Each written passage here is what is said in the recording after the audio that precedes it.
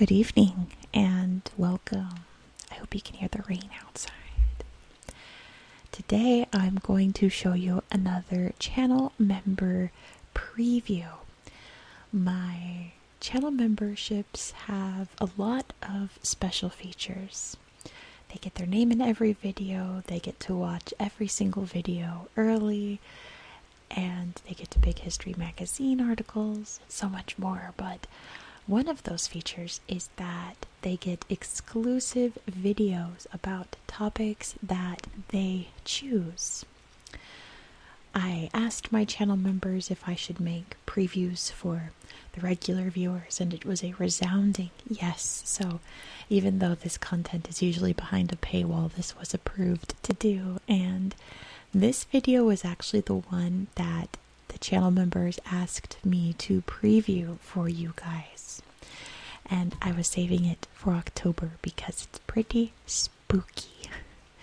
This video is very long, so I'm just going to show probably about 30 minutes or so of it.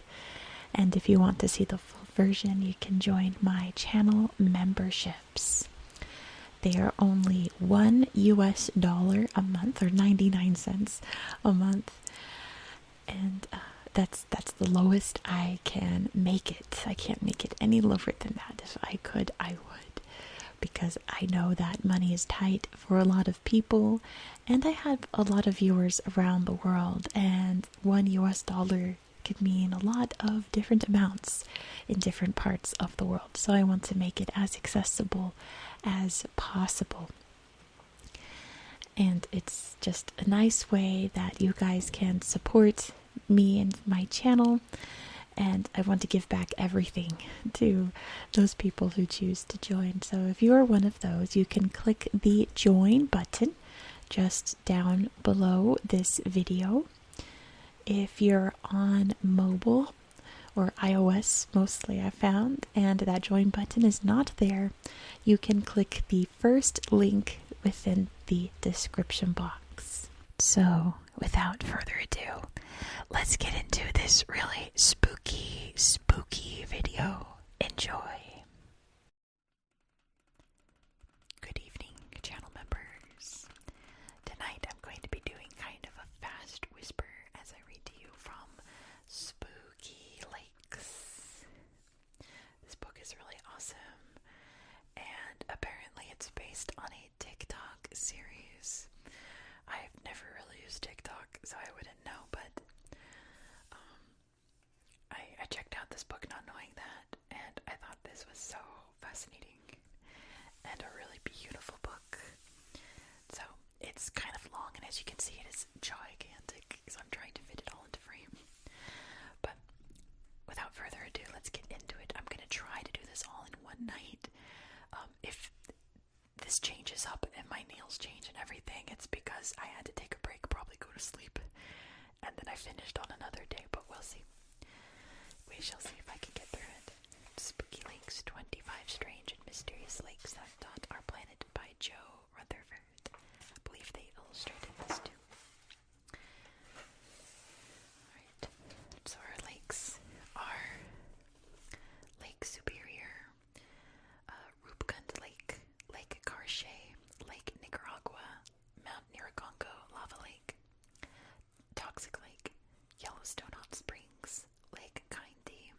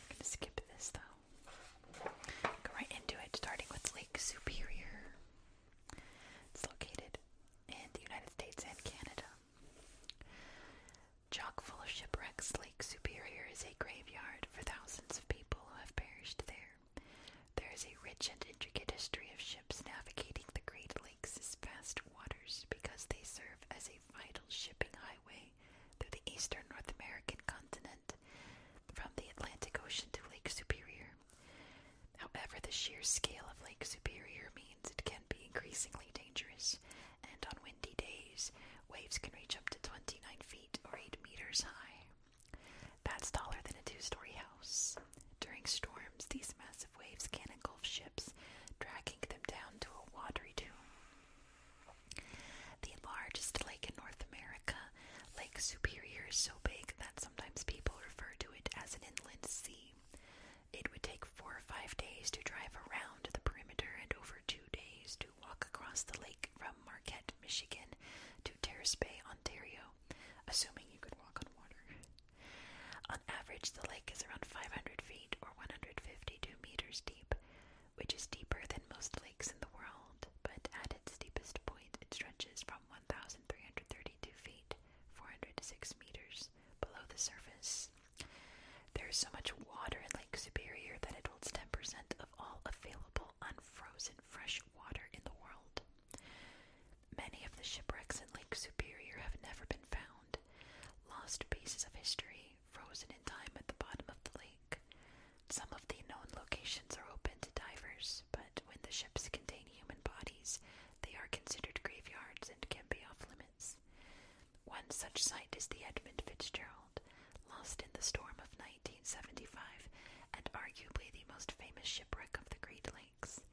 The crew of 29 floats inside of the hull of the ship, 17 miles, 27 kilometers offshore, and 500 feet, 152 meters below the surface.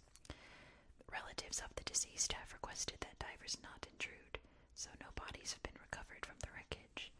The families of the lost loved ones consider the ship at the bottom of Lake Superior to be a tomb for their remains.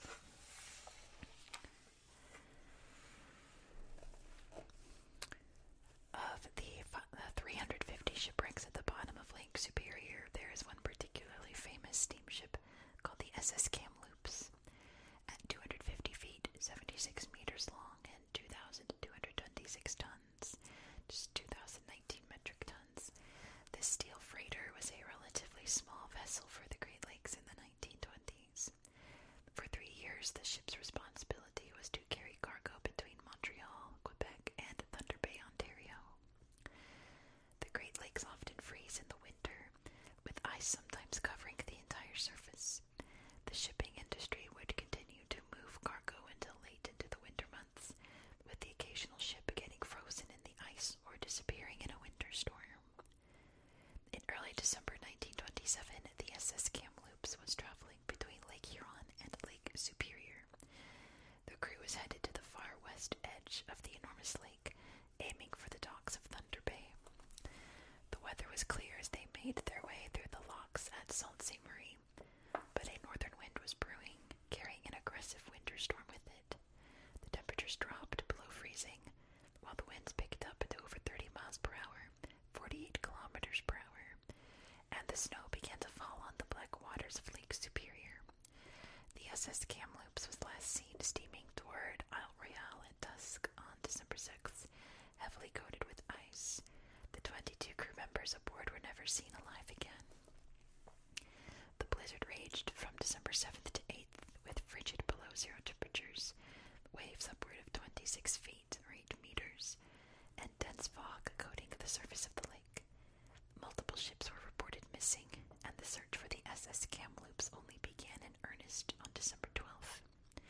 The rescuers had little hope of finding survivors in the harsh winter conditions, but scoured the shoreline nonetheless. Months later, in May 1928, bodies were discovered on the northern shore of Isle Royale by a fisherman. The bodies, wearing life preservers stenciled with the word Kamloops, were found alongside fragments of a lifeboat and oars. The remains were heavily decomposed, and only 5 of the 9 recovered corpses could be identified and returned to their families. A year after the SS Kamloops disappeared, a message in a bottle was found near Lake Superior, over 150 miles, 241 kilometers, around across Lake Superior, 150 miles, 241 kilometers away from Isle Royale. The handwritten note was penned by Alice Bedridge, a young assistant stewardess on the ship. The mangled paper told of the wreck and how she made it to shore. She wrote, "I am the last one alive, freezing and starving to death on Isle Royale. I just want Mom and Dad to know my fate." It's so sad. It gets creepier was already messed up for you. Just skip ahead. This is like the most messed up story. It wasn't until 1977, 50 years after the SS Kamloops disappeared, that divers found the wreck beneath the black waters of Lake Superior. Bacteria that typically would have destroyed the hull cannot survive in deep, cold, fresh water, so the metal hull and cargo were in near perfect condition, undisturbed at the bottom of the frigid lake. The wreck rests in pitch-black conditions, with only portions of the ship visible at a given time, illuminated by lamps of visiting divers. A flagpole emerging from the dark, a barrel, a ladder. The only sound is the divers' own breathing and the bubbles percolating from their suits. The SS Kamloops wreck still contains cargo from that last voyage: candy lifesavers, toothpaste, wooden barrels, and farming tractors. The divers that discovered the steamer were also greeted by the long-lost crew of the Kamloops. They looked as fresh as the day they drowned. One crewmate in particular never left his post in the belly of the ship. His corpse, known as Old Whitey, floats around the boiler room, where currents from divers' fins made it seem like the body was following them around the waterlogged space. Considering this corpse was nearly 50 years old, the lack of decomposition shocked the divers. His flesh seemed to glow from within, a bright spot in the rusted metal boiler room. If someone dies in a very cold freshwater lake, their body doesn't decay the way it would in other situations. Typically, bacteria helps to break down bodily remains and eventually leaves behind a skeleton. Lake Superior is so deep and cold that there is a lack of bacteria at the bottom of the lake. The cold fresh water can generate a chemical reaction between minerals in the water and human skin that results in a substance called adipocere. I have no idea. The chemical reaction is called saponification, which is a process that turns body fat into a soap-like substance. The resulting adipocere is also known as corpse wax, or the fat of graveyards. The wax has a soft, greasy appearance when it first starts to form, but as it ages, the wax hardens and turns brittle. Saponification stops the decay process in its tracks, so a soap mummy can remain intact for potentially hundreds of years, even after the bones have begun to disintegrate.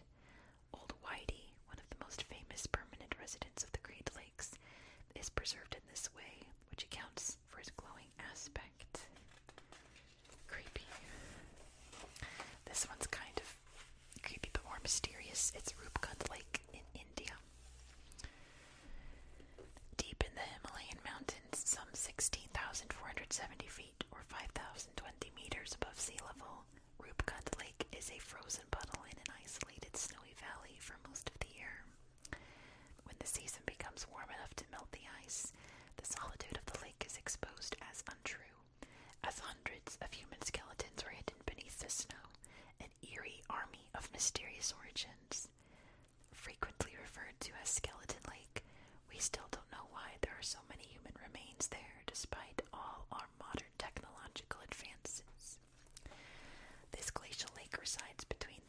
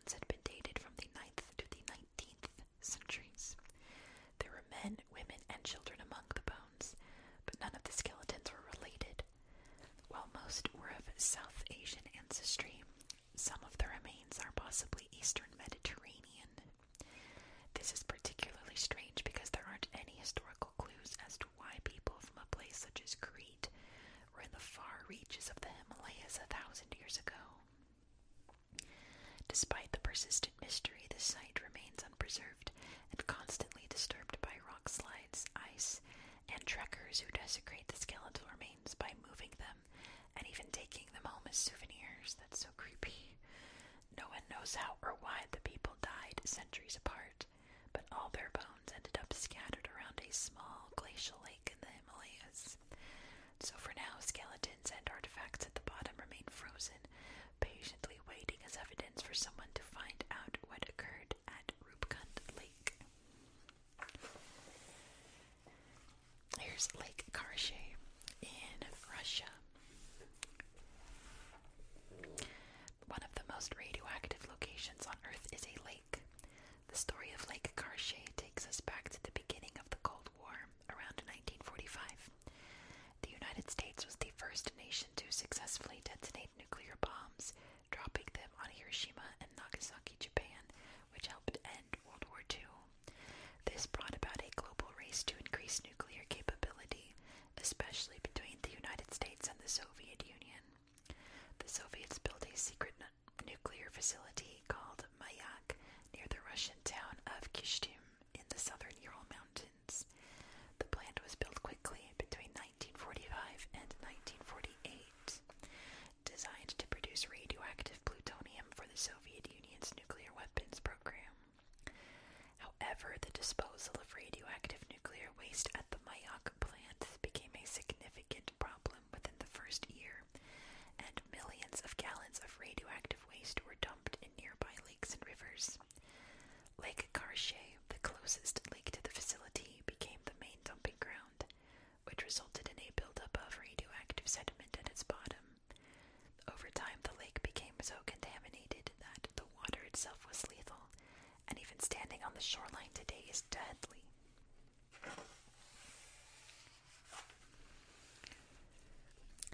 In 1957, an explosion known as the Kyshtym disaster occurred at the Mayak facility.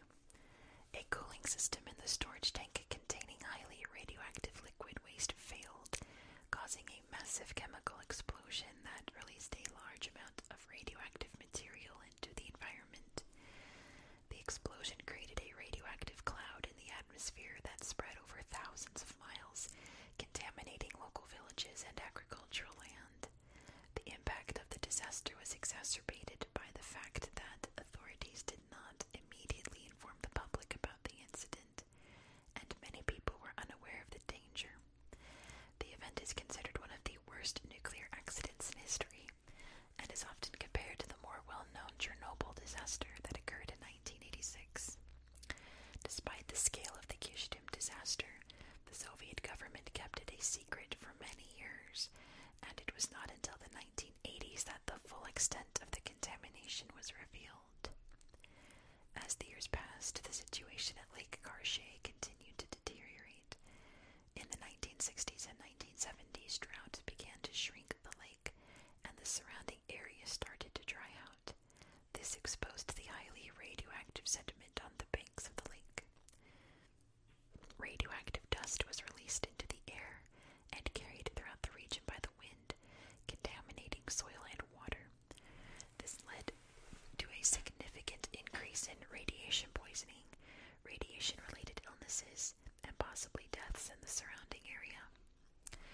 In the 1980s, Lake Karachay was filled in with some 10,000 hollow concrete blocks to prevent sediments from shifting and spreading radioactive particles.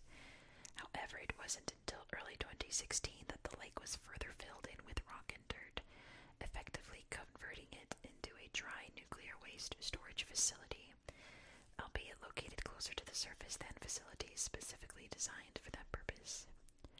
The surrounding region remains contaminated, and the area is still considered to be one of the most polluted sites on Earth. The legacy of Lake Karachay serves as a cautionary tale about the dangers of nuclear waste and the importance of responsible disposal and management of radioactive materials. Here is Lake Nicaragua, which is of course in Nicaragua. Here, hold on. I'm going to actually remove the headphones I'm wearing because I have chronic migraine and I can feel it coming on. I'm okay, I just have to take my headphones off and I'll be okay. just can't hear myself now, so hopefully the sound is good. Lake Nicaragua is the largest freshwater lake in Central America, and it's one of the only lakes in the world with sharks. The bull shark species is not native and is capable of swimming in both freshwater and saltwater because of its unique ability to regulate the salinity of its body fluids. The sharks have adapted to the lake's environment and can grow to 10 feet or 3 meters in length by feeding on the abundance of fish and other prey that are found in the water. The Lake Nicaragua bull sharks have had both positive and negative effects for the local people. On one hand, they provide a valuable source of income for local fishermen who catch them for their meat and fins. On the other hand, bull sharks are known for their aggressive and unpredictable behavior, and they pose a danger to swimmers and boaters. They have razor-sharp teeth and a powerful bite, and have been known to attack humans who dare to enter their territory. And since the waters of the lake are murky and often filled with sediments, it can be difficult to spot the sharks before it's too late. Over the centuries, the sharks have become steeped in local legend and are the subject of many stories, but only 2 deaths in recorded history were directly caused by the lake's cold-blooded hunters. For a long time, how the bull sharks came to live in this freshwater lake was a mystery. At first, it was hypothesized that the lake had once been connected to the Pacific Ocean, and a small population of trapped saltwater sharks slowly evolved into the freshwater sharks of today. One would therefore think that evolution would cause them to be genetically different from their salty relatives, but this is not the case. They are just tolerant of a freshwater environment. The mystery of the lake access was solved after scientists tagged the sharks, tracking their movements, and discovered that the bull sharks come to Lake Nicaragua via the San Juan River, which is connected to the Caribbean Sea. The San Juan River has a series of rapids and waterfalls that prevent the migration of other saltwater fish, but bull sharks are able to swim upstream through the rough waters to colonize the lake. The fact that bull sharks have established themselves in the freshwater ecosystem of Lake Nicaragua is a fascinating example of how animals can adapt to their environments and thrive in unexpected places. Here's Mount Nyiragongo Lava Lake. This is in the Democratic Republic of the Congo. We sometimes call a body of liquid a lake even though it doesn't contain water. A lava lake is a large pool of molten lava that boils and bubbles in the belly of an active volcano. Rising above the city of Goma, Mount Nyiragongo is a stratovolcano, which is a conical volcano with steep sides. Its lava lake is one of the only permanent lava lakes in the world. It has been a source of fascination and fear for centuries. A lava lake can produce colorful and glowing displays of molten rock, as well as spew lava and ash into the air. Nyiragongo Lake, Lava Lake, has an impressive 1,300-foot or 400-meter diameter, with a black crust of cooled lava that violently shifts and roils.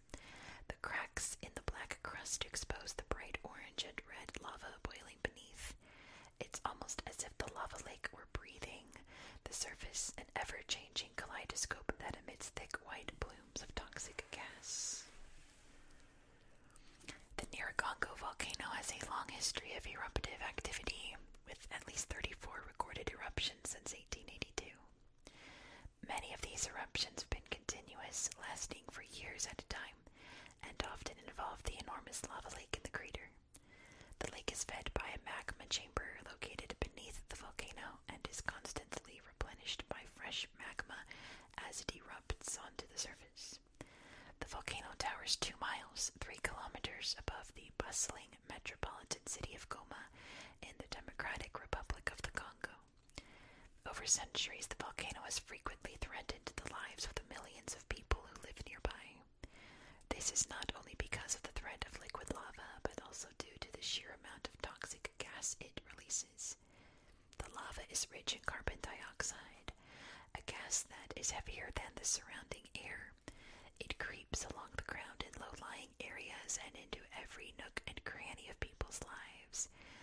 locals refer to it as Masuku, or evil wind, because it can be deadly in high doses.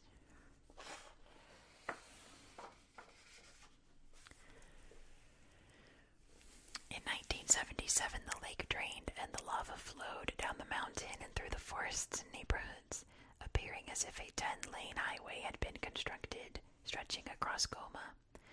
The destruction left in its wake was devastating. Aside from being the most constant lava lake in the world, Nyiragongo's lava is different than that of any other location on the planet. It's made of a type of volcanic rock that is low in the mineral silica.